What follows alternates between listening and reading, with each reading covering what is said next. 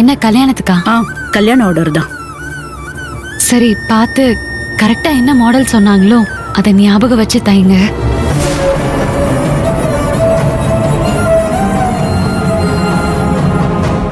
என்னத்த நீங்க முழிக்கிறத பார்த்தா எல்லாத்தையும் மறந்த மாதிரி தெரியுது. ஆமா ஈஸ்வரி, அது நான் எல்லா பிளவுஸையும் எடுத்து வச்சுட்டேன்.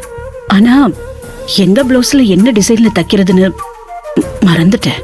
என்னத்த இப்படி சொல்றீங்க? ஒரு ஒரு பிரச்சனையும் இல்லை ஈஸ்வரி. நீ ஒண்ணு பண்றியா? அவங்களுக்கு ஒரு ஃபோன் பண்ணி எதை எதை எப்படி தைக்கணும்னு கொஞ்சம் கேட்டு சொல்றியா? நான் தச்சிருவேன், உடனே தச்சிருவேன். ஒரு பிளவுஸ் பத்தி சொன்னா கூட மத்ததெல்லாம் ஞாபகம் வந்துரும். கேட்டு சொல்றியா?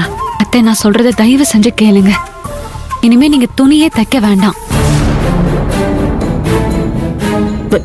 என்ன ஈஸ்வரி இப்படி சொல்ற? ஆமா அத்தை, அவங்க சொல்றத நீங்க மறந்துடுறீங்க.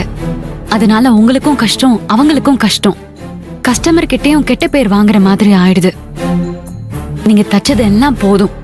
இதுக்கு மேல நீங்க ரிஸ்க் எடுக்கவே வேண்டாம் அத்தை. இந்த துணியெல்லாம் கொடுங்க. நான் போற வழியில அந்த டெய்லர் அம்மா கிட்ட சொல்லி கொடுத்துடுறேன். இல்ல ஈஸ்வரி, திடீர்னு ஒத்துக்கிட்ட வேலைய இப்படி திருப்பி கொடுத்தா தப்பா எடுத்துப்பாங்கல்ல. அவங்க தப்பாலாம் நினைக்க மாட்டாங்க. தப்பா நினைக்காத மாதிரி நான் சொல்லி கொடுத்துடுறேன். உங்களுக்கு உடம்பு சரியில்லை, இனிமே தைக்க மாட்டாங்கன்னு சொல்லிடுறேன். வேற ஆளை பாத்துக்க சொல்றேன். அத்தை, என்ன சொல்றீங்க? சரி ஈஸ்வரி, கொடுத்துடலாம். நீ ஒண்ணு பண்ணு, நான் எல்லாத்தையும் பையில போட்டு கொடுத்துட்றேன். அவங்கள்ட்ட கொடுத்துரு. மனசு வருத்தப்படாத மாதிரி சொல்லி கொடுத்துட்டு வா.